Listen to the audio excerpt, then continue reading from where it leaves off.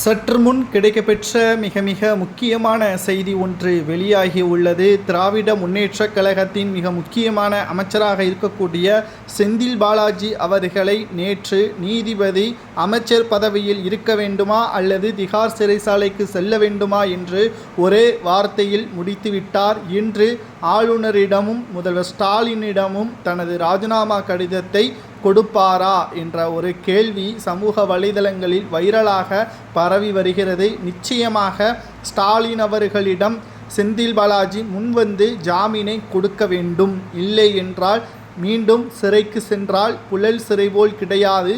டெல்லி திகார் சிறைச்சாலை, கடைகளில் இருந்து உணவுகள் கிடையாது. சிறையில் வழங்கப்படக்கூடிய உணவுகளை தான் செந்தில் பாலாஜி சாப்பிட வேண்டும். இது மிகப்பெரிய அளவில் மோசமான நிலைமையில் அவரது உடல்நிலை மாற்றம் ஏற்படும் என்ற பல்வேறு தகவல்களும் தற்பொழுது நம்மால் பார்க்க முடிகிறது. சரி, இது எந்த வழக்கிற்கான நீதிமன்றம் உத்தரவு? சமீபத்தில் நடைபெற்ற மதுபான ஊழல் முறைகேடா என்று கேட்டால் கிடையாது. அதற்கு முன்பாக அதிமுகவின் அமைச்சரில் அவையில் இருந்தபொழுது வேலை வாங்கி தருவதாக கூறி 100க்கும் மேற்பட்டவர்களிடம் பண மோசடி செய்து அந்த பணத்தை சட்டவிரோதமாக பணப்பரிவர்த்தனை செய்ததன் காரணமாகத்தான் 2023 ஜூலை மாதம் இரவோடு இரவாக செந்தில் பாலாஜி அவர்கள் கைது செய்யப்பட்டார். 15 மாதங்கள் சிறையில் அடைக்கப்பட்டார். நிபந்தனையில் ஜாமீனும் வழங்கப்பட்டது. இந்த நிலையில்தான் அவர் ஜாமீனில் வந்த 2 நாட்களில் அமைச்சராக பொறுப்பேற்றார். இதைத்தான் தற்பொழுது விஜயகுமார் என்பவர் வழக்கு தொடர்ந்து ஆதாரங்களை அளிக்கக்கூடும். தமிழக முதல்வர் ஸ்டாலின் அவர்கள் இதை கருதி கொள்ள மாட்டாரா?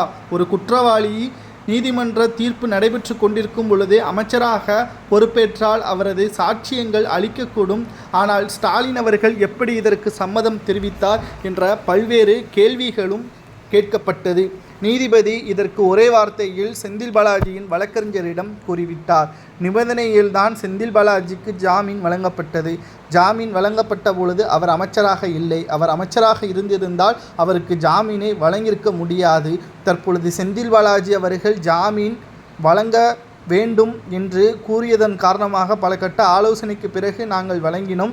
ஆனால் இப்பொழுது அமைச்சராக இருக்கிறார். அமைச்சர் பதவி வேண்டுமா அல்லது சிறையில் அடைக்க வேண்டுமா என்று ஒரே வார்த்தையில் நீதிபதி கேட்டுவிட்டார்.